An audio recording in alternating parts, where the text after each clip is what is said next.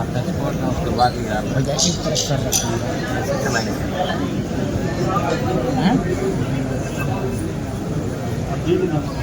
श्रद्धांजलि सभा में उपस्थित संत कबीर जी की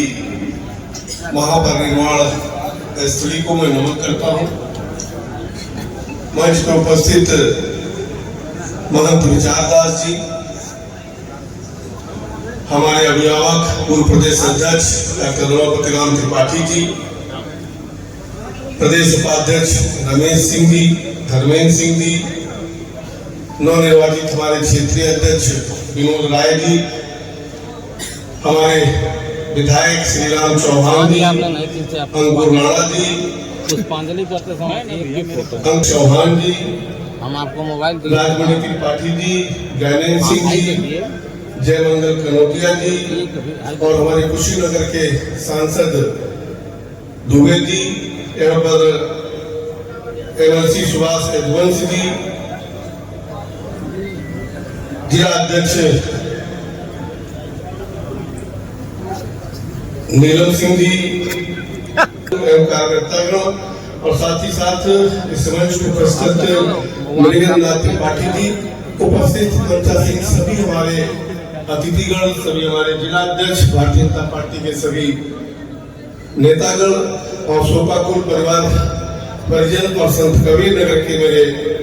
प्रिय भाइयों और बहनों, आज हम सब यहाँ एक ऐसे व्यक्तित्व को स्मरण करने के लिए एकत्रित हुए हैं जिनकी कमी संत कबीर नगर की माटी चला जाता है तो सिर्फ एक व्यक्ति नहीं रहता,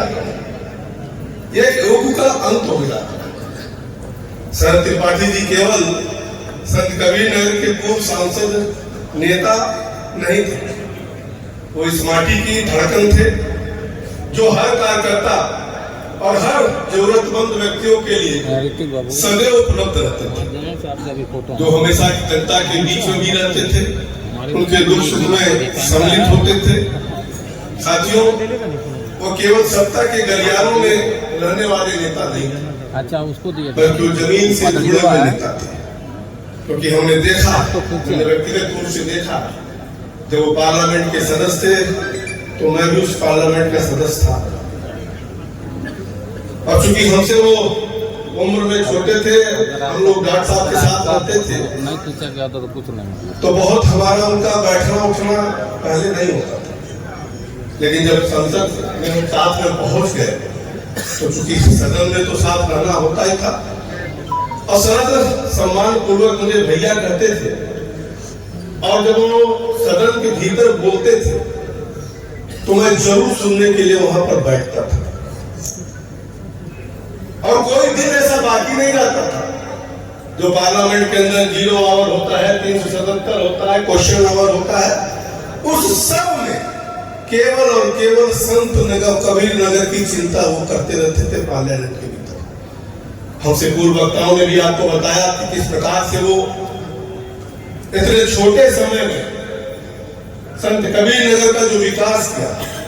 और साथ ही साथ संत कबीर नगर जिस नाते जाना जाता है कबीर की भूमि के नाते,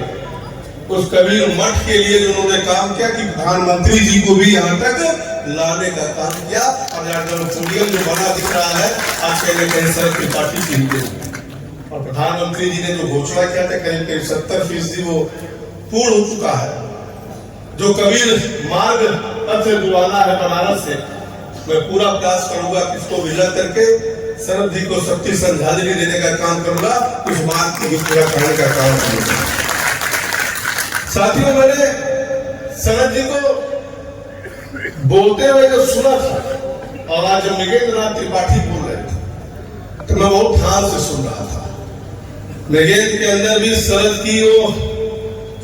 झलक दिखती है मुझे, और मैं भगवान से कामना करता हूँ कि अपने पिताजी के जो पथ पे वो चल पड़े हैं, मेरी शुभकामना है कि मैं उनके साथ हमेशा खड़ा रहूंगा और वो आगे बढ़े, ये मेरी शुभकामना है। साथियों, शरद जी, मैं बहुत विस्तार से जानना चाहता हूं कि जब तबीयत खराब हुआ तो शायद मेरा वो कोविड का काल था, लेकिन कोविड के काल में भी कोई दिन ऐसा नहीं होता था क्योंकि मन नहीं मानता था। डॉक्टर साहब से, डॉक्टर साहब के परिवार से, शरद से, निगेन से, पूरे परिवार से जो मेरा लगाव है, उस लगाव के नाते लॉकडाउन होने के बाद भी मैं अपने बंगले से और डॉक्टर साहब के बंगले तक निश्चित तक पहुंच जाने का प्रयास करता था, क्योंकि कोविड के समय कोई बहुत ज्यादा लोग मिलने जुलने नहीं आ पाते थे। सर घर पर मोड़ा थे, बोलने बतियाने वाले लोग थे, पार्लियामेंट में तमाम उनके भी दोस्त यार थे, लेकिन उस समय कोई जा नहीं पाता था। तो डॉक्टर साहब ने कहा कि पंकज जी आप जरा आया करो ताकि शरद का थोड़ा मन लगेगा। और प्रतिदिन में, क्योंकि कोविड के समय हमको भी क्षेत्र में बहुत जाना नहीं था, तो प्रतिदिन मैं वहां पर जाता था, घंटों बैठा करता था, कुछ समझाया भी करता था निश्चित तौर से। लेकिन भगवान की जो मर्जी होती है उससे हम सब लड़ नहीं सकते हैं। और अंतिम सांस तक मेरा दुर्भाग्य है, सौभाग्य है कि मैं दाता हॉस्पिटल तक मैं अंतिम समय तक रहा पाया। शरद वो शख्सियत है कि लोगों को प्रभावित कर लेते हैं, और खासतौर से प्रधानमंत्री जी शरद त्रिपाठी से बहुत प्रभावित करते थे। और प्रधानमंत्री जी की वो गुण है कि जिसको वो उसकी खूबी नाप लेते हैं तो निश्चित तौर से उसको बढ़ाने का प्रयास करते हैं, क्योंकि युवाओं को नए पीढ़ियों को लाने का प्रधानमंत्री के जो जज्बा है, आप देखें कि पहले क्रम के सांसद को पहले से संयुक्त राष्ट्र संघ में शरद को भेजने का काम किया तो प्रधानमंत्री नरेंद्र मोदी ने। मुझे ध्यान है वो सांसदों की एक बैठक थी और प्रधानमंत्री जी स्वयं सांसद के रूप में उस बैठक में थे, प्रधानमंत्री के रूप में, सांसद के रूप में बैठक में। और उस समय सरकार अभी बनी हुई थी और शरद ने एक विषय रखा था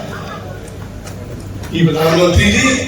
भारत में पूरे जब तक अटल जी की सरकार थी तब तक गैस की किल्लत नहीं होती थी,